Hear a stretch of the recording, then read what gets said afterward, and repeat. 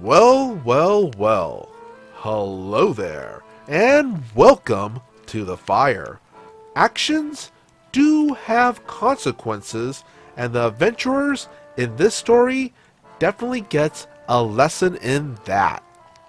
My bastard party and the repercussions of their actions. r/D&D stories posted by DJ Sato 0006. I would just like to preface this with a warning for mild spoilers for Lost Mines in Phandelver. If you are currently playing in it, or might in the future, please be aware there is information below a player shouldn't be aware of.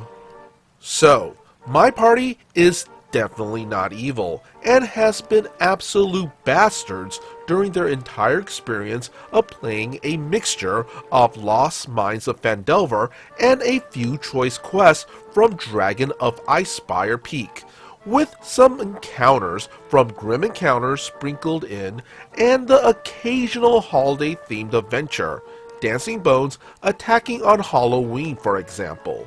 They've stolen from a lot of people they come across. The bard rolled a 28 persuasion to convince the Red Cloaks that they beat Glassstaff and would pay them to stick around as guards for the town. Hella Thornton offered to take the potion of invisibility off of them for 80% of the value, since she make a profit off the other 20% easy. She also betted the bard, and in pillow talk asked him what was going on, since she could tell something was happening and wanted in, and by extension, perhaps the bard could benefit from the perks of being part of her family. He refused, and immediately told the whole party to stop doing business with her. It is also worth mentioning they would talk about the potion at least every session and complain about how unreasonable 80% is. I would tell them it's a finder's fee for taking the time herself for the downtime of selling a magic potion worth 20,000 gold pieces. A couple level ups more, and I pull the trigger on Cryovane attacking Phandelver, demanding everyone vacate the area or face her wrath. The party ran out of the tavern to fight the dragon, and 4 out of the 5 of them were encased in ice by eating shit and rolling less than 5 on their dex save. Cryovane then flew up, breathed on the Townmaster's Hall, compounding ice more and more until it collapsed on top of the Townmaster inside. At this point, the Red Cloaks had finally reached their crossbows and given the word, opening fire on the dragon and driving her off. Helia stepped forward, placing the blame on the adventurers for not taking care of the dragon, and that with her contacts, she'll make sure to hire real adventurers that will take care of this problem, and she'll make sure something like this never happens again. The party responded by humiliating her, calling her an incompetent, and during the discussion in the middle of the town square, the warlock and rogue snuck into her business. The rogue rolled high enough to pick each lock and the lock on her safe, stealing all 2,000 gold pieces and her panties. The bard rolled high enough to convince most of the people there to vote for him and is now the town master. The next day, Helena was packing her things up and turned to the party, who were watching with smug faces from a distance, and said, "I know what you did, I can't prove it, and I know you know what I'm talking about. This isn't over," and left Phandelver. A couple adventures later, they finally get around to going to Neverwinter. They spend a week of downtime selling, and I describe how strange the process is, with their contact going silent 4 days into the 10-day, and then receiving only a written note indicating to meet the buyer at a upper-class tavern near the Noble District. The party agrees, and 3 of them go to meet the seller, who arrives flanked by guards in a huff complaining about the process and how their middleman required a middleman before pushing 4 bags of gold towards them. totaling 16,000 gold pieces. When they asked about the other 4,000 gold pieces, the noble told them he paid the middleman his finder's fee before being told to meet you there. You could hear a pin drop.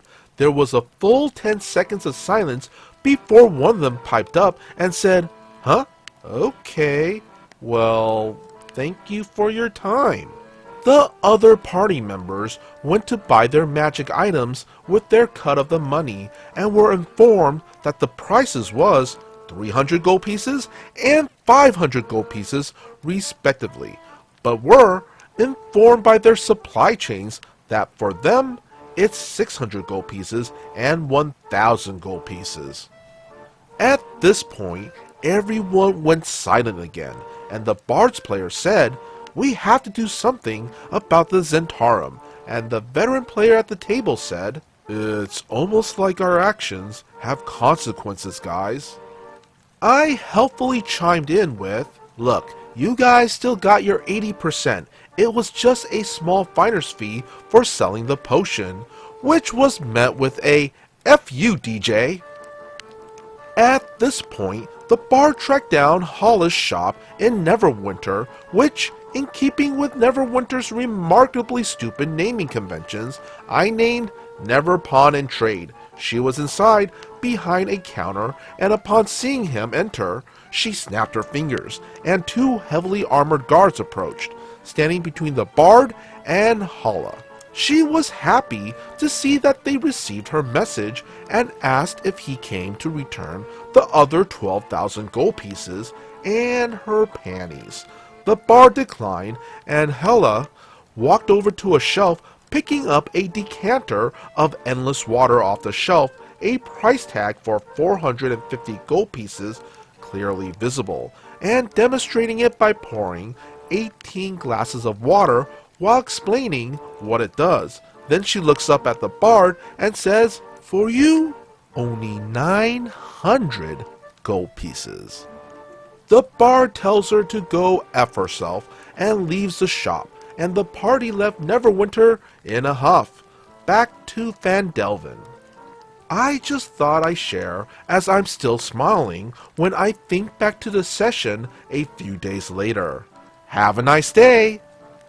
Hey, for every action, there will be a reaction. And that's our story. Be sure to hit that like and subscribe button for more future content. Also, if you would kindly follow the socials posted in the description, that would be amazing. As always, be good, be great, be awesome.